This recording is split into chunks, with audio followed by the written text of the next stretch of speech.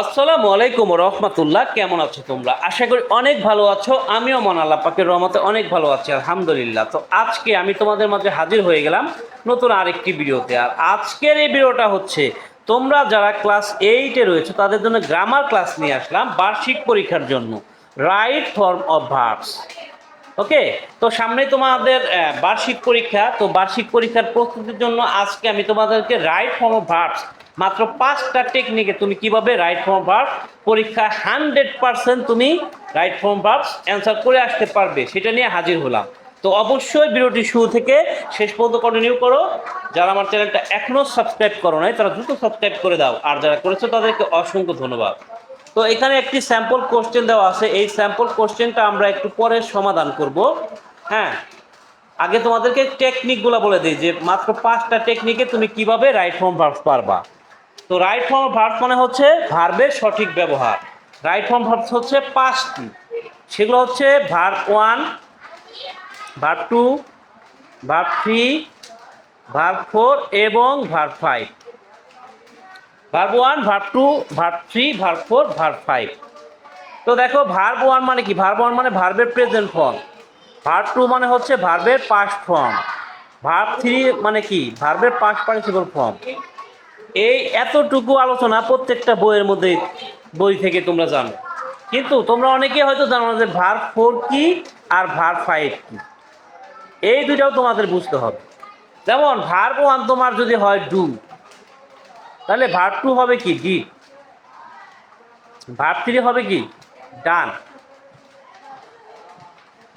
Verb 4 হবে কি? Doing.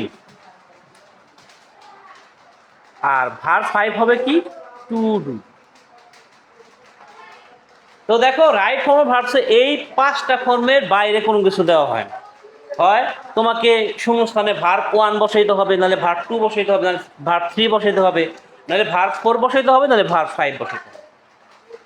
তো এখন কথা হচ্ছে যে তুমি কখন ভার্ব 1 বসাবা, কখন ভার্ব 2 বসাবা, কখন ভার্ব 3 বসাবা, এগুলো কোন সময় বসাবা? যদি কোনো প্যাসেজটা যদি অতীত বোঝায়, কি বোঝায়? অতীত, তাহলে ব্র্যাকেটে যতগুলা ভার্ব দেওয়া থাকবে সবগুলা ভার্ব কি হয়ে যাবে? ভার্ব 2 হয়ে যাবে, অর্থাৎ ভার্বের পাস্ট ফর্ম হয়ে যাবে যদি অতীত বোঝায়। হ্যাঁ, অর্থাৎ পাস্ট ফর্ম ব্যবহার করতে হবে। আর যদি অতীত না বোঝায়, অতীত না বোঝালে তাহলে সেক্ষেত্রে কি করতে হবে? সেক্ষেত্রে ভার্ব 1ই রাখতে হবে। ব্র্যাকেটের মধ্যে ভার্ব 1ই থাকবে, তোমাকে ভার্ব 1ই রাখতে হবে, অথবা ভার্ব 1-এর সাথে তোমাকে এস বা ই এর যোগ করতে হবে। এখন কখন এস বা ই এর যোগ হয়? যখন subject third person singular number হয়, তখন ভার্বের সাথে এস বা ই এর যোগ হয়। আচ্ছা, ভার্ব 2 গেল অতীতের জন্য, আর অতীত না হলে ভার্ব 1 অথবা ভার্ব 1-এর সাথে এস বা ই এস। এবার আমরা দেখব ভার্ব 3 কখন হয়। ভার্ব 3 ডাইরেক্ট কখনো হয় না, যখন প্যাসিভ বুঝাবে। প্যাসিভ যখন বুঝাবে তখন তোমাকে কি করতে হবে? অক্সিলারি প্লাস ভার্ব 3 বসাইতে হবে। অক্সিলারি প্লাস ভার্ব 3 বসাইতে হবে। যখন প্যাসিভ বোঝাবে তখন অক্সিলারি প্লাস ভার্ব। এখন প্যাসিভ কি? প্যাসিভ মানে হচ্ছে সাবজেক্ট যখন কাজ করে না, কোনো সেন্টেন্সে কাজটা যখন সাবজেক্ট করে না তখন তাকে প্যাসিভ বলা হয়। যেমন সাপোজ ধরো, এখানে আমি যদি একটা এক্সাম্পল দিই যে ফুটবল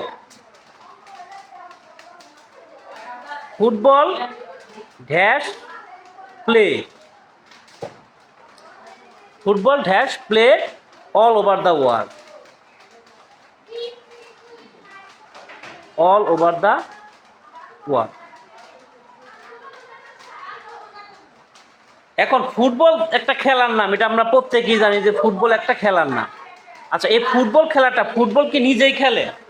অবশ্যই খেলে না। তো এখানে তো সাবজেক্ট আছে ফুটবল, এই খেলার কাজটা, এই যে প্লে, এই খেলার কাজটা কে করে না? এই ফুটবল করে না। এই কারণে, জাস্ট এই কারণে এইটা প্যাসিভ ফর্মে যাবে। অর্থাৎ এই যে এই গ্যাপের যে জায়গাটা আছে, এই জায়গায় তোমাকে একটা অক্সিলারি নিয়ে আসতে হবে। ফুটবলের পরে যদি তুমি ইজ বসাও তাহলে ইজ একটা অক্সিলারি, এবং এই যে প্লে আছে, এই প্লেটায় কি করতে হবে, প্লেকে প্লেট বানাইতে হবে, প্লেকে কি বানাইতে হবে, প্লেট বানাইতে হবে। তাহলে ইজ প্লেট, এটাই হচ্ছে মূলত কি, প্যাসিভ। তো প্যাসিভ মানে হচ্ছে যখন কোনো সেন্টেন্সের সাবজেক্ট কাজ করবে না, সেই ক্ষেত্রে তোমাকে অক্সিলারি প্লাস V3 ব্যবহার করতে হবে। এবার আসি যে পরবর্তী যে ভার্ব ফোর মানে আইএনজি কখন হয়, অর্থাৎ ভার্ব ফোর মানে কি আইএনজি, আর ভার্ব ফোর মানে হচ্ছে 2 + ভার্ব 1। এই দুইটা বিষয় কোন ক্ষেত্রে হয়ে থাকে, আইএনজি এবং 2 + ভার্ব 1 হয়ে থাকে যখন একটা সেন্টেন্সে দুটি ভার্ব থাকবে এবং একটা সাবজেক্ট থাকবে। একটি সেন্টেন্সে যখন দুটি ভার্ব থাকবে, দুইটি ভার্ব থাকবে, একটি সাবজেক্ট থাকবে, একটা সেন্টেন্সে যখন দুইটা ভার্ব পাবা এবং একটি সাবজেক্ট পাবা, এই ক্ষেত্রে তোমাকে কি করতে হবে, ভার্ব 1 এর সাথে আইএনজি করতে হবে অথবা 2 + ভার্ব 1 করতে হবে, 2 + ভার্ব 1। একটা সেন্টেন্সে যখন দুইটা ভার্ব থাকবে তখন হয় তোমার ভার্বের সাথে আইএনজি করতে হবে অথবা 2 + ভার্ব 1 বসাইতে হবে। এখন কথা হচ্ছে কখন আইএনজি আর কখন 2 + ভার্ব 1। যদি কোনো সেন্টেন্সে অবজেক্ট কোনো ব্যক্তি হয়, তাহলে ভার্বের সাথে আইএনজি করতে হয়, মানে ভার্ব 1 এর সাথে আইএনজি করতে হয়। কিংবা অবজেক্ট নাই, তাহলেও সেক্ষেত্রে ভার্বের সাথে আইএনজি হয়। আর অবজেক্ট যদি বস্তু হয় তাহলে সেক্ষেত্রে 2 + ভার্ব 1 বসে। এখন এই বিষয়টা যদি এক্সাম্পল না দেখো তাহলে কিন্তু এই বিষয়টা বুঝবা না। হ্যাঁ, তো এই জন্য তোমাকে একটা এক্সাম্পল দিতে যাচ্ছি আমি। সেটা হচ্ছে ধরো এখানে আমি একটা এক্সাম্পল দিই, I saw him dash reading, read.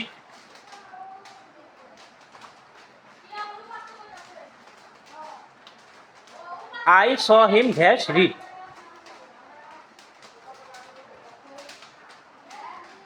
তো এইখানে দেখো যে এইখানে স মানে কি, দেখা। তো এইটা কিন্তু একটা ভার্ব। আবার দেখো রিড, এইটা কিন্তু একটা ভার্ব। তাহলে এখানে কয়টা ভার্ব আছে, এইখানে দুইটা ভার্ব আছে। আর সাবজেক্ট আছে কয়টা, একটাই সাবজেক্ট আছে। এখানে ভার্ব দুইটা আছে, সাবজেক্ট আছে একটাই। তো কোনো সেন্টেন্সে যদি একটা সাবজেক্ট থাকে আর দুইটা ভার্ব থাকে, তাহলে সেই ক্ষেত্রে যদি অবজেক্ট কোনো ব্যক্তি হয় বা অবজেক্ট না থাকে, তাহলে সেই ক্ষেত্রে অবশ্যই তোমাকে আইএনজি করতে হবে। অর্থাৎ রিড থেকে এখানে কি হয়ে যাবে, রিডিং হয়ে যাবে। রিড থেকে কি হয়ে গেল, রিডিং হয়ে গেল। এখন যদি এই সাবজেক্টটা যদি ব্যক্তি না হইয়া কোনো বস্তু হইতো, তাহলে সেই ক্ষেত্রে কিন্তু আইএনজি হইতো না, সেই ক্ষেত্রে কিন্তু মূল ভার্ব যেটা ছিল সেটাই ভুল। তো এই জন্য যখন একটা সেন্টেন্সে একটা সাবজেক্ট এবং দুইটা ভার্ব থাকে, তো সেখানে আইএনজি করতে হয় অথবা 2 + ভার্ব 1 বসে। তো এইটুকু বিষয়ে বুঝলেই জাস্ট তোমার রাইট ফর্ম ভার্ব তোমার কাছে একদম ইজি হয়ে যাবে। তো এখন দেখো যে এখানে রয়েছে যে 5 নম্বরে complete the following text by using right form of verbs. এখানে 10টার জন্য 10 নম্বর বরাদ্দ আছে। তো এটাকে এখন আমরা কি করব, এটাকে আমরা সলিউশন করব যে 5টি টেকনিক বলে দিলাম সেই 5টি টেকনিকের মাধ্যমে। ওকে, আচ্ছা এইখানে দেখো কি আছে যে সেলফ স্টাডি ইজ দিয়ে কিন্তু এই বাক্যটা শুরু হয়েছে, প্যাসেজটা শুরু হয়েছে ইজ দিয়া। তো ইজ দিয়া যেহেতু শুরু হয়েছে, তো এইটা অবশ্যই প্রেজেন্ট। হ্যাঁ, তোমাকে প্রথমত বুঝতে হবে এটা প্রেজেন্ট না পাস্ট। যদি প্রেজেন্ট হয়, এখানে যতগুলো ভার্ব আছে ব্র্যাকেটে দেওয়া আছে, প্রত্যেকটা ভার্ব এরকম ব্র্যাকেটের মধ্যে দেওয়া থাকবে। তো এই প্রত্যেকটা ভার্ব তখন ভার্ব 1 হবে। আর যদি এটা অতীত বুঝাইতো তাহলে ভার্ব 2 হইতো। তো যেহেতু এখানে ইজ পাইছি, এটা অবশ্যই অতীত না, এটা হচ্ছে বর্তমান। এই জন্য তোমাকে কি করতে হবে, এটা ভার্ব 1 এ রাখতে হবে। তো এখানে কি আছে, দিস। এখানে কি আছে, এইখানে দিস রয়েছে।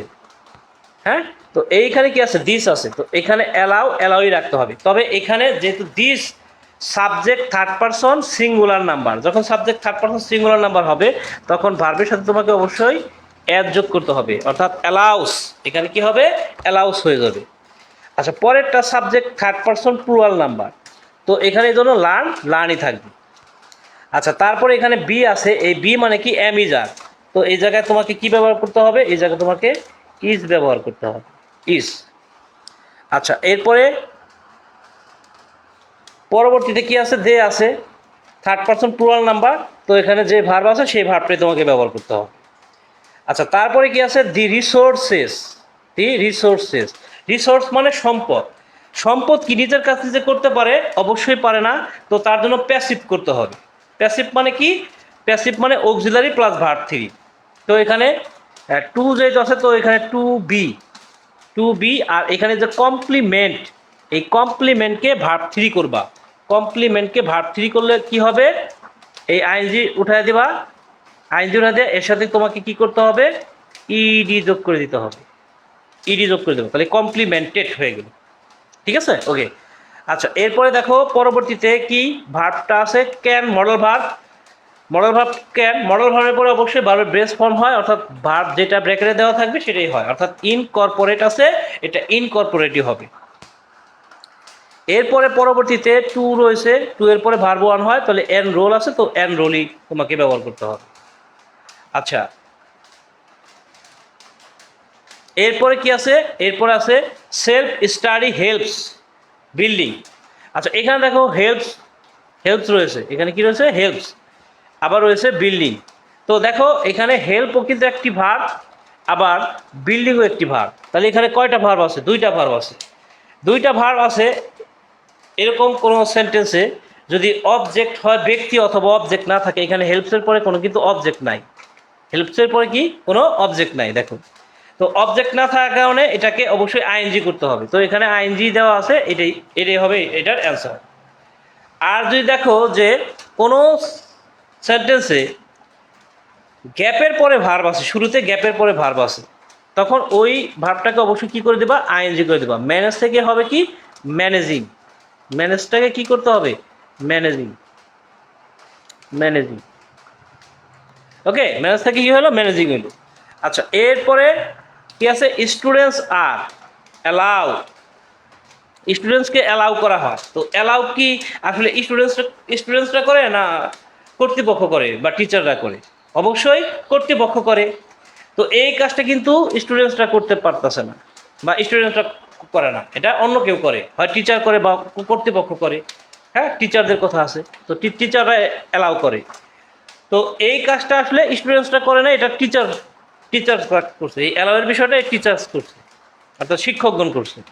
তো এই জন্য এটা প্যাসিভ হবে, আর প্যাসিভ মানে কি, অক্সিলারি প্লাস ভার্ব থ্রি, এখানে অক্সিলারি দেওয়াই আছে, তুমি জাস্ট এই অ্যালাউকে অ্যালাউড বানায় দাও, অর্থাৎ অ্যালাউয়ের সাথে জাস্ট তুমি কি যোগ করে দাও, ইডি যোগ করে দাও, অ্যালাউয়ের সাথে জাস্ট তুমি ইডি যোগ করে দাও, তাহলে এটা অ্যালাউড হয়ে গেল। তো এইভাবে খুবই সহজে তুমি কিন্তু রাইট ফর্ম ভার্ব পরীক্ষায় 100% অ্যান্সার করে ফেলতে পারো, এবং তুমি 10-এর মধ্যে 10 মার্কসই তুলে ফেলতে পারো।